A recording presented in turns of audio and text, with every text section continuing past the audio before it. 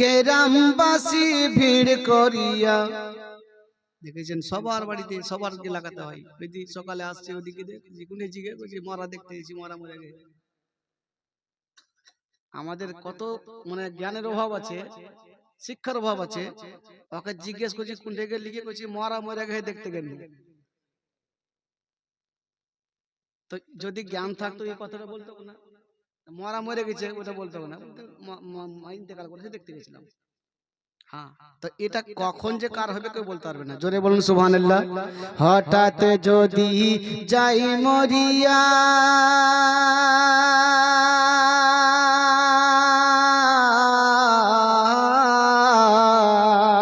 হঠাৎ যদি যাই মরিয়া, গ্রামবাসী ভিড় করিয়া। হঠাৎ যদি যাই মরিয়া, গ্রামবাসী ভিড় করিয়া। দেখতে আসিবে সবে আমার মরা লাশ, দেখতে আসিবে সবে আমার মরা লাশ।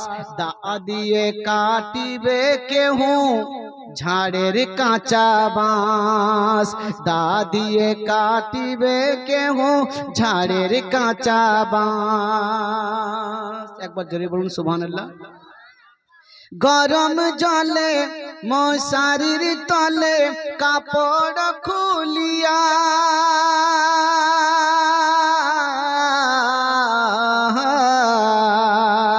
গরম জলে মশারির তলে কাপড় খুলিয়া।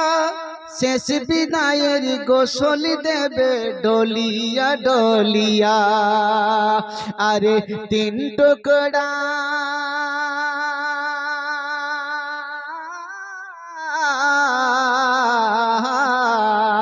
আরে তিন টুকরা সাদা কাফন অন্য রকম সাজ। দা দিয়ে কাটিবে কেহ ঝাড়ের কাঁচা বাঁশ, দা দিয়ে কাটিবে কেহ ঝাড়ের কাঁচা বাঁশ, দা দিয়ে কাটিবে কেহ ঝাড়ের কাঁচা বাঁশ। একবার আরো জোরে বলুন সুবহানাল্লাহ।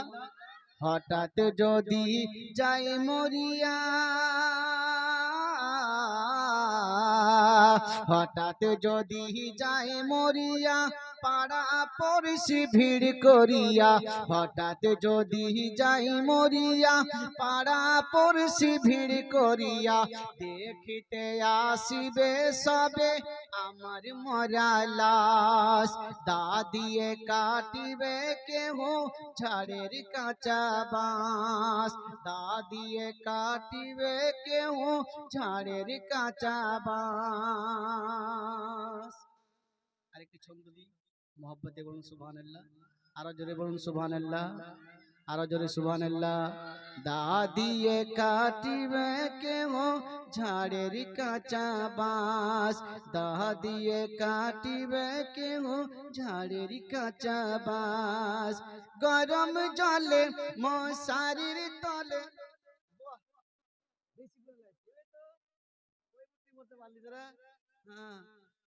জোরে বলুন সুবহানাল্লাহ। গরম জলে মশারির তলে কাপড় খুলিয়া,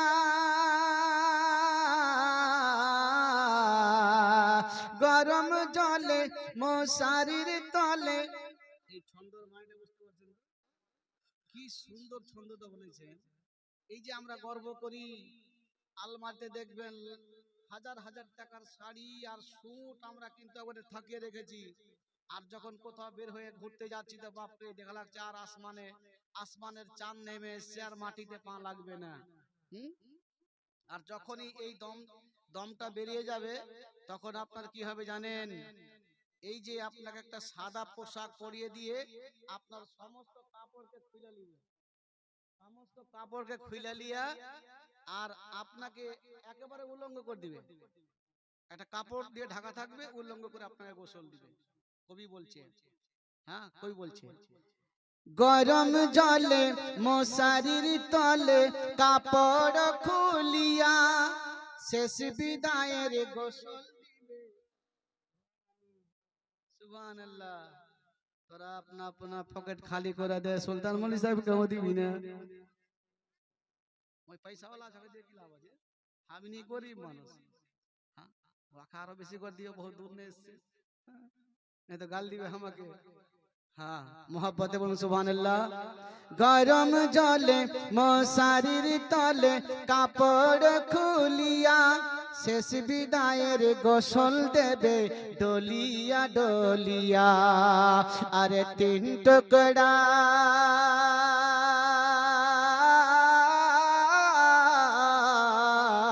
আরে তিন টুকরা সাদা কাফন অন্য রকম সাজ, দা দিয়ে কাটিবে কেহ ঝাড়ের কাঁচা বাস, দা দিয়ে কাটিবে কেহ ঝাড়ের কাঁচা বাস। এইদিকে দেখেন, মসজিদের ওই পালকি খানা উঠানে রাখিয়া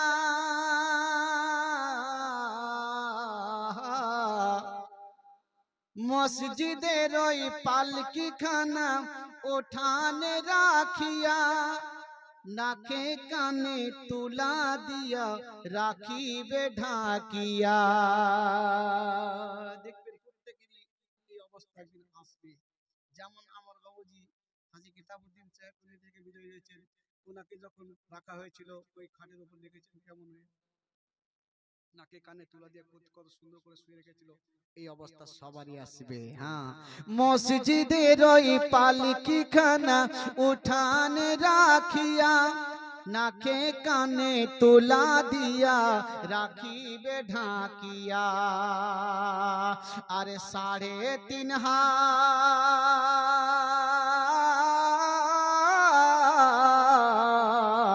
আরে 3.5 হাত লম্বা কবর, কত পায়ার পার, দা দিয়ে কাটিবে কেহ ঝাড়ের কাঁচা বাঁশ, দা দিয়ে কাটিবে কেহ ঝাড়ের কাঁচা বাঁশ। হঠাৎ যদি যাই মরিয়া, আরে হঠাৎ যদি যাই মরিয়া, গ্রামবাসী ভিড় করিয়া দেখিতে আসিবে সবে আমার মরা লাশ, দা দিয়ে কাটিবে কেহ ঝাড়ের কাঁচা বাঁশ।